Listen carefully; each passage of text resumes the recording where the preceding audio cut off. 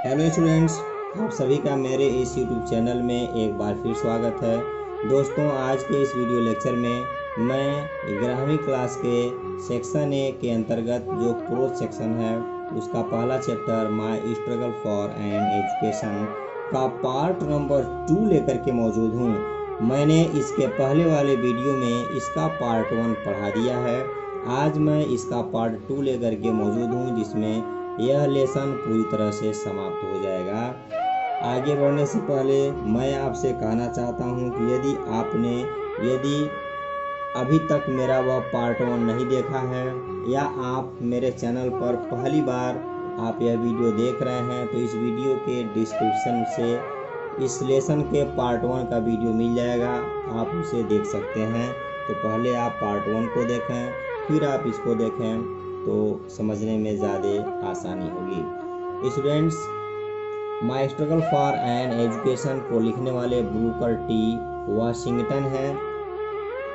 Brooker T Washington एक कोयले की खान में काम करते थे और कोयले की खान में काम करते समय इन्होंने दो व्यक्तियों की बात को चुपके से सुना, जो वर्जीनिया में स्थित कहीं एक स्कूल के बारे में बात कर रहे थे। जो स्कूल हब्सियों के लिए था, निग्रोज के लिए था।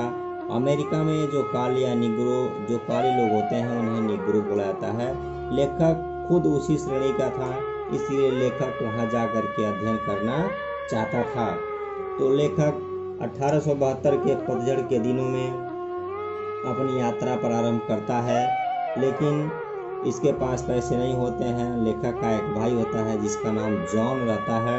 वह लेखक की मदद करता है, लेकिन वह भरपूर मदद नहीं कर सकता है। वह अपने लेवल के हिसाब से मदद करता है, फिर भी यह मदद बहुत कम रहता है। दूसरी बात यह है कि लेखक की माता उस समय बीमार रहती हैं और वह काफ़ी परेशान और भयभीत रहती हैं कि लेखक मुझे इस अवस्था में छोड़ करके जा रहा है, उनका बालक किस अवस्था में छोड़ करके जा रहा है।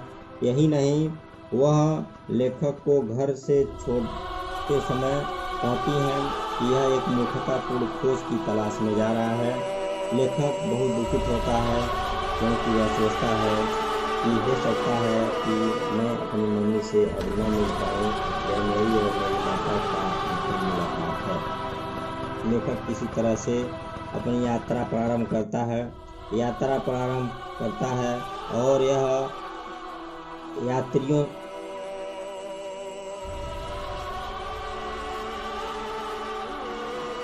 लेखक पैदल चलता है, सवारी की भीख मांगता है और इस प्रकार से यह एक रिचमॉन्ड शहर में पहुंचता है, जहां पर लेखक को जानने वाला कोई नहीं होता है।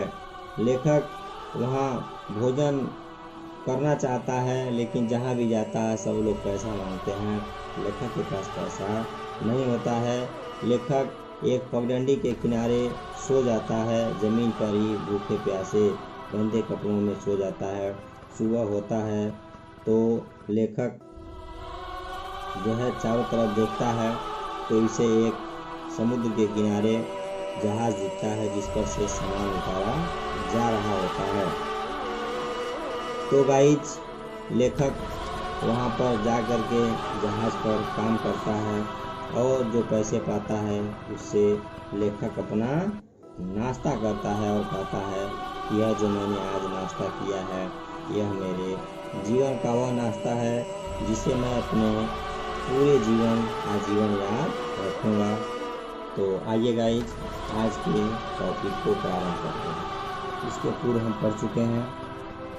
I worked long enough to earn money for my breakfast, and it seems to me, as I remember it now, to have been about the best breakfast that I have ever taken. देखें students, बताता है I worked long enough, कहता है कि मैं काफ़ी लंबे समय तक काम किया। टू अर्न मनी, पैसा कमाने के लिए। फॉर माई ब्रेकफास्ट, अपने नाश्ते के लिए। देखें स्टूडेंट्स क्या कहता है कि मैं नाश्ता करने के लिए अपने नाश्ते के लिए, धन कमाने के लिए मैंने काफ़ी समय तक काम किया। एंड और इट सीम्स टू मी, लेखक बताता है कि ऐसा लगता है या आप ऐसा कह सकते हैं कि मुझे अभी भी याद है, ऐसा पड़ता है, as I remember it now, जब मैं याद करता हूँ, जब मुझे मालूम पड़ता है, to have been about the best breakfast that I have ever taken. कहता है कि मैं इससे अच्छा नाश्ता पहले कभी नहीं किया था। अर्थात लेखक कहता है कि जब कभी मैं याद करता हूँ तो मुझे यह एहसास होता है कि मैं इससे अच्छा, इससे बढ़िया नाश्ता अपने जीवन में कभी नहीं किया या कभी नहीं खाया था।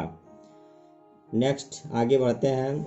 My word please the captain so well that he told me I could continue working for a small amount per day.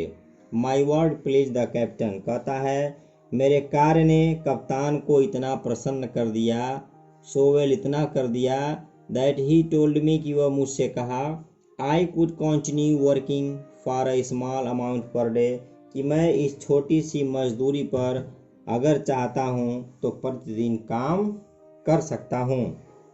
अर्थात मेरे कार्य ने कप्तान को इतना खुश कर दिया कि उसने मुझे कहा कि मैं थोड़ी मजदूरी प्रतिदिन करता रहूं, या अगर मैं चाहता हूं तो इस मजदूरी पर काम करना जारी रख सकता हूं। This I was very glad to do. लेखक कहता है कि और मैं ऐसा करने के लिए बहुत प्रसन्नचित था। I continued working on this vessel. मैं इस पानी की जहाज पर काम करना जारी रखा। For a number of days, कई दिनों तक। आफ्टर बाइंग फूड, भोजन खरीदने के बाद। विद माई स्मॉल वेजेज, जो मेरी छोटी सी मजदूरी होती थी, जो मेरा थोड़ा बहुत मजदूरी होता था, जब मैं उस मजदूरी से भोजन खरीद लेता था तो there was not much left to pay my way to Hampton. तो मेरे पास इतने पैसे नहीं बच पाते थे कि मैं अपना हैम्पटन का किराया दे सकूं। गाइज, लेखक उतना ही उस जहाज पर काम करके कमा पाता था जितना कि वह केवल खाना खा सकता था, वह भी भर पेट खाना नहीं खा सकता था। गाइज देखिए कि लेखक एक ऐसे जगह पर जा कर के फंस गया है जहाँ पर लेखक को कोई जानने वाला नहीं होता है।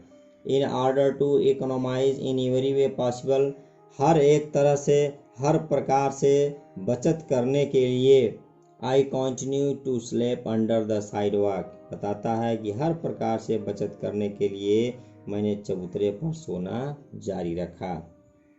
गाइज, यदि किसी स्टूडेंट्स को इस समय इस कठिनाई में अगर अपनी पढ़ाई जारी रखना पड़े तो हमें जहाँ तक लगता है कि अच्छे अच्छे लोग अपने हौसले को खो देंगे, लेकिन लेखक इस समय भी अपने हौसले को बरकरार रखा। उसके दिमाग में सिर्फ एक ही बात चल रही थी कि किसी भी तरह से मुझे हैम्पटन पहुँच करके उस कॉलेज में एडमिशन ले करके मुझे अपनी पढ़ाई आगे जारी रखना है। स्टूडेंट्स, आगे बढ़ने से पहले मैं आपसे निवेदन करना चाहूँगा कि यदि आप मेरे चैनल पर नए हैं तो मैं आपका स्वागत करता हूँ। यदि अभी तक आपने मेरे चैनल को सब्सक्राइब नहीं किया है तो आप मेरे चैनल को सब्सक्राइब जरूर करें और सब्सक्रिप्शन बटन के बगल में एक बेल आइकन होगा, उसे हिट करना न भूलें, ताकि जो मेरी रोज़ वीडियो आती है उसका नोटिफिकेशन आपको सही समय पर मिलता रहे। स्टूडेंट्स, यदि आप हाई स्कूल या इंटरमीडिएट के स्टूडेंट्स हैं या किसी प्रतियोगी परीक्षा की तैयारी में लगे हैं तो सभी का वीडियो मेरे चैनल पर मौजूद है। आप मेरे चैनल के प्लेलिस्ट में जाइए, आपको जो पढ़ना है आप वहां से पढ़ सकते हैं। तो गाइज, आपको कहीं और जाने की ज़रूरत नहीं है, आप मेरे चैनल के साथ जो है जुड़े रहें। मैं आपको एक एक चीज़ बताऊंगा, वो भी विस्तार से। अगर आपको किसी टॉपिक पर समस्या हो रही है, कोई चीज़ आपको समझ में न आ रहा है तो उसे आप कमेंट बॉक्स में ज़रूर लिखें, मैं उस पर वीडियो बनाकर आपको समझाने का भरपूर प्रयास करूंगा। आगे बढ़ते हैं स्टूडेंट्स। देखें, कहता है लेखक, when I had saved enough money, जब मैंने पर्याप्त धन बचा लिया, with wish to reach Hampton, जिससे कि मैं हैम्पटन पहुंच सकूं, I thank the captain of the vessel, तो मैं उस जहाज़ के कैप्टन को धन्यवाद दिया, फॉर हिज काइंडनेस, उसकी दयालुता के लिए, एंड स्टार्टेड अगेन, और मैं अपनी यात्रा पुनः प्रारंभ कर दिया, विदाउट एनी अनयूजुअल ऑकरेंस, बिना किसी असाधारण घटना के, आई रीच्ड हैम्पटन, मैं हैम्पटन पहुंच गया, with a surplus of exactly 50 cents with which to begin my education. लेखक कहता है कि जब मैं हैम्पटन पहुंचा तो मेरे पास अपनी शिक्षा आरंभ करने के लिए पूरे 50 सेंट्स सरप्लस थे, अधिक थे, फालतू थे। देखें आगे, कहता है the first sight of large 3 story, spelling देख लीजिएगा, STOREY, स्टोरी तल्ला मंजिल, जबकि STORY स्टोरी मीन्स कहानी होता है। कहता है कि जब मैंने प्रथम दृष्टि देखा डाली, और जब उस ब्रिक स्कूल बिल्डिंग, जो ईंट की बनी हुई स्कूल की इमारत थी, जब मैं सबसे पहली नज़र में उस 3 मंजिले ईंट से बने विद्यालय की इमारत को देखा, seemed to have rewarded me for all that I had undergone in order to reach the place। देखा स्टूडेंट्स, तो लेखक बताता है, कहता है कि इस बड़ी 3 मंजिल ईंटों से बनी इमारत पर पहली दृष्टि पड़ते ही मुझे ऐसा लगा कि इस स्थान तक पहुंचने में जो मैंने परेशानी उठाया था, जो मैंने परेशानियां मुझे उठानी पड़ी थी, उन सभी का मुझे इनाम मिल गया हो, मुझे रिवार्ड मिल रहा हो, इनाम मिल रहा हो, जितना भी मैंने किया है वो उस स्थान पर पहुंचने के लिए। द साइट ऑफ इट, इसका दृष्टि, seemed to give me new life, लगा या मुझे ऐसा महसूस हुआ कि मुझे नया जीवन प्रदान किया है।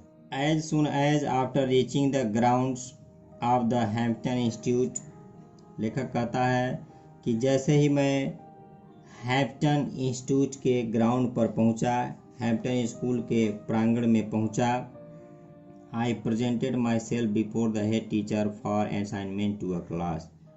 तो कहता है पहुंचने के बाद मैंने कक्षा में प्रवेश के लिए तुरंत जो है अपने आप को मुख्य अध्यापिका के पास उपस्थित किया, मैं मुख्य अध्यापिका के सामने गया ताकि मेरा असाइनमेंट हो सके। Having been so long without proper food, a bath and a change of clothing, I did not of course make a very favorable impression upon her। कहता है इतने समय तक बिना भोजन, स्नान और कपड़े न बदलने के कारण वास्तव में मैं उन पर बहुत अनुकूल प्रभाव नहीं डाल सका, इम्प्रेशन नहीं बना सका जो फेवर में हो। आई कुड सी, मैं देख सकता था, एट वंस तुरंत, दैट की there were doubts in her mind, कि उसके मस्तिष्क में संदेह थे, about the wisdom of admitting me as a student. देखें कितना अच्छा लाइन लिखा है यहाँ पर, बताता है कि मैंने तुरंत पहचान लिया, मैं तुरंत जान लिया, मुझे जानने में यह देर नहीं लगा कि उसके मस्तिष्क में मुझे प्रवेश देने के लिए संदेह था। फॉर सम टाइम, कुछ समय तक, she did not refuse to admit me. लेखक बताता है कि कुछ समय तक उसने मुझे प्रवेश देने के लिए न तो मना किया, और आगे क्या बताता है, neither did she decide in my favour, और न ही वह मेरे पक्ष में किसी बात को कही, कुछ कही ही नहीं कि मैं आपको एडमिशन दूंगी या नहीं दूंगी। लेखक बताता है I continue to linger about her, linger ठहरे रहना, कहता है कि मैं उसके अगल बगल, मैं वहीं खड़ा रहा, मैं उनके पीछे पीछे फिरता रहा, and to impress her in all the ways I could with my worthiness, और मैं अपनी योग्यता के अनुसार, जो मेरे पास योग्यता थी, उस योग्यता के अनुसार हर प्रकार से उसे प्रभावित करने का प्रयास करता रहा। इन द मीन टाइम, लेखक बताता है कि इसी बीच में मैं देखा, हर उसे, क्योंकि वह मैडम थी, एडमिटिंग एडमिशन लेते हुए अदर स्टूडेंट्स दूसरे छात्रों को एंड और दैट जो एडेड बढ़ा दिया ग्रेटली टू माई डिस्कम्फोर्ट मेरी बेचैनी को। लेखक बताता है कि इसी बीच में मैंने उन्हें अन्य विद्यार्थियों को प्रवेश देते हुए देखा, इससे मेरी परेशानी और अधिक बढ़ गई। स्टूडेंट्स, यदि आप किसी के साथ गए हैं या कहीं ऐसे जगह पर हैं जहां सबका काम हो रहा है, कोई भी काम आपका नहीं हो रहा है, तो जाहिर सी बात है कि आपकी बेचैनी बढ़ेगी। कोई भी होगा तो उसका बेचैनी वहाँ जरूर बढ़ेगा। I felt deep down in my heart. लेखक क्या कहता है, मेरे हृदय में तीव्र इच्छा थी दैट की I could do as well as they if I could only get a chance to show what was in me। लेखक कहता है कि मेरे हृदय में तीव्र इच्छा थी कि मुझे भी यदि अपनी योग्यता दिखाने का एक अवसर मिल जाए तो मैं भी उन विद्यार्थियों के समान ही अच्छा कार्य करके दिखा सकता हूँ कि मुझ में भी, मेरे अंदर भी एक वही योग्यता है, उन लोगों के समान ही योग्यता है जो उन लोगों के अंदर है, तो मुझे भी एडमिशन मिलना चाहिए।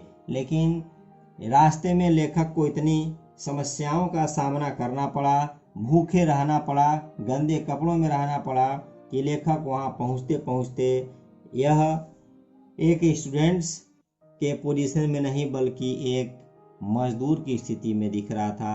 इसका जो लुक था वह चेंज हो गया था। आगे देखिए, बताता है after some hours had passed, कुछ घंटे बीत गए।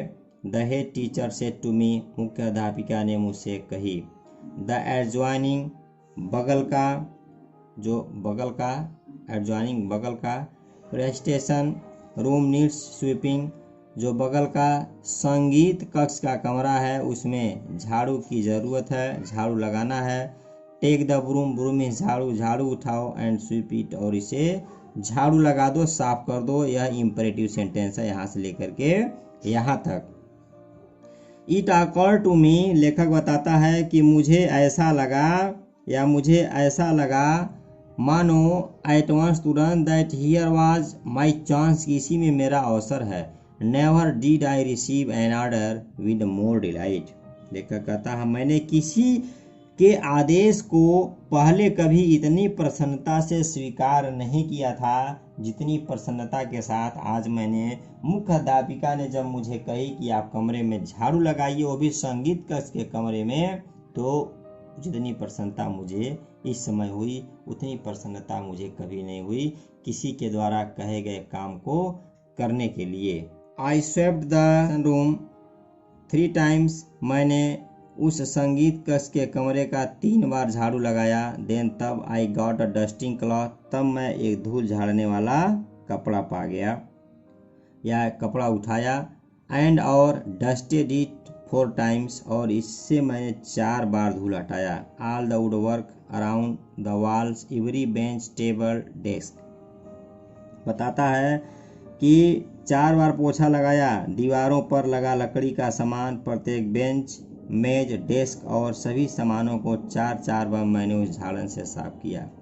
I went over 4 times with my dusting cloth, मैं अपने धूल झाड़ने वाले कपड़े को, झाड़ने वाला कपड़ा लेकर इन सभी के ऊपर 1, 2 बार, 3 बार नहीं 4 बार गया, ताकि अच्छी तरह से मैं इसको साफ कर सकूं और जब मुख्य अध्यापिका देखें आकर के तो उन्हें लगे कि हाँ मैंने अच्छा काम किया है। बिसाइड्स, इतना ही नहीं, कहता है कि इसके अतिरिक्त every piece of furniture had been moved, प्रत्येक पीस को, एक एक फर्नीचर को मैं वहाँ से उसके स्थान से हटा दिया। एंड और एवरी क्लोजेट, क्लोजेट मीन्स होता है दीवार में बनी हुई अलमारी, प्रत्येक दीवार में बनी हुई अलमारी को, एंड कॉर्नर, कोने में, in the room had been thoroughly cleaned, पूरे कमरे को कोने कोने में मैं पूर्ण रूप से साफ किया। आई हैड द फीलिंग, लेखक कह रहा है मेरा विचार था या यह मेरा विचार था, मैं यह मान रहा था दैट की in a large measure my future, कि मेरे भाग्य का एक बहुत बड़ा हिस्सा depended upon the impression I made upon the teacher in the cleaning, साफ करके आप दैट रूम, उस कमरे का। लेखक कहता है कि मेरा यह विचार था कि काफ़ी हद तक मेरा भविष्य उस प्रभाव पर निर्भर करता है जो कमरे को साफ करके अपनी अध्यापिका पर छोड़ूंगा, उसी पर मेरा भविष्य निर्भर करेगा। आगे बढ़ते हैं। When I was through, जब मैंने पूरा काम कर दिया, I reported to the head teacher, मैं मुख्य अध्यापिका को सूचित किया। She was a Yankee, वह एक यानकी थी। यहाँ यानकी का मतलब अमेरिका के उत्तरी राज्यों में रहने वाला जो होता है उसे हम यानकी कहते हैं। यानकी वुमन थी।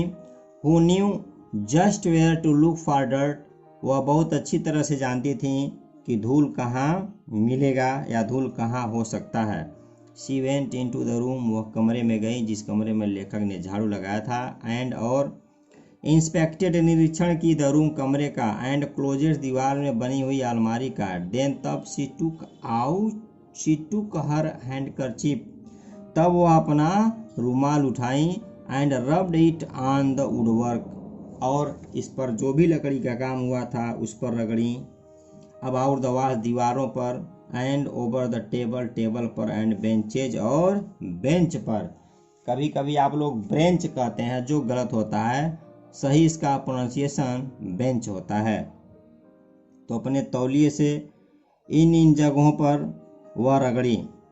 When she was unable to find a bit of dirt on the floor for a particle of dust on any of the furniture, कह रहा है कि जब वह फर्नीचर पर या उस कमरे के फर्श पर या कहीं भी जब धूल के एक भी कण को नहीं पा सकी, she quietly remarked, तो वह बहुत धीरे से कहीं, तब धीरे से उन्होंने कहीं कि I guess will do to enter in this institution, कही कि मेरा विचार है कि तुम्हें इस विद्यालय में, इस संस्था में एडमिशन मिल जाएगा या आपको प्रवेश मिलना चाहिए। गाइज, यह वही शब्द थे जिस शब्द का लेखक को काफ़ी लंबे समय से इंतज़ार था। लेखक काफ़ी लंबे समय से सोच रहा था कि मैं किसी प्रकार से इस विद्यालय में एडमिशन पा जाऊं, और अंततः जब लेखक ने झाड़ू लगाया, मुख्य अध्यापिका ने उस कमरे का निरीक्षण की, जब मैं उनको सब कुछ ठीक ठाक मिला तो उन्होंने लेखक को वहां पर कहा कि आपका एडमिशन यहाँ हो सकता है। लेखक ने इतनी बात सुना तो लेखक कह रहा है I was one of the happiest souls, यहाँ सोल्स का मतलब व्यक्ति होगा, आत्मा नहीं, ऑन द अर्थ। लेखक कह रहा है कि उस समय मैं इस पृथ्वी पर सबसे प्रसन्न व्यक्तियों में से एक था। सुपरलेटिव डिग्री का प्रयोग हुआ है, one of the sweeping of that room, उस कमरे में जो झाड़ू लगाने का काम था। वाज माई कॉलेज एग्जामिनेशन, वही मेरी विद्यालय की परीक्षा थी। आई पास सेवरल एग्जामिनेशन सिंस देन, तब से मैं बहुत परीक्षाओं को पास किया। बट लेकिन आई हैव ऑलवेज फेल्ट, लेकिन मैंने हमेशा यह महसूस किया है दैट कि this was the best one I ever passed, कहता है कि लेकिन मैंने हमेशा यह अनुभव किया है कि यह सर्वोत्तम परीक्षा थी जो मैंने पास किया। मेरे द्वारा पास की गई यह सबसे सर्वोत्तम, सबसे अच्छी परीक्षा थी। तो स्टूडेंट्स, इस प्रकार से यह लेसन समाप्त हुआ, और इस लेसन से हमें यह सीख मिलता है कि यदि हमारे अंदर किसी काम को करने का जुनून है, किसी मंजिल को पाने का जज्बा है, हम किसी काम को करना चाहते हैं, हम किसी चीज़ को पाना चाहते हैं, अगर हमारे अंदर जुनून है, जज्बा है उस काम को करने के लिए, तो हम उस काम को जरूर करेंगे। मुझे वह सफलता जरूर मिलेगी, एक न एक दिन वह सफलता मुझे मिल करके जरूर रहेगी, बशर्ते कि उस काम में जो मैं कर रहा हूँ उसमें ईमानदारी होना चाहिए, मेरा काम सही होना चाहिए। तो इस प्रकार से लेखक अपने मंजिल को प्राप्त कर लिया। फ्रेंड्स, आप सभी का प्यार और स्नेह मुझे लगातार मिल रहा है। आप सभी के सपोर्ट से मेरे सब्सक्राइबर्स दिन पर दिन बढ़ते चले जा रहे हैं। मैं आप सभी को धन्यवाद देता हूं। आप सभी मेरे ऊपर इसी प्रकार से प्यार और सम्मान बनाए रखिए। गाइस, आज के वीडियो में बस इतना ही। फिर हम नए वीडियो में नए लेसन के साथ हाजिर होते हैं। तब तक के लिए गुड बाय।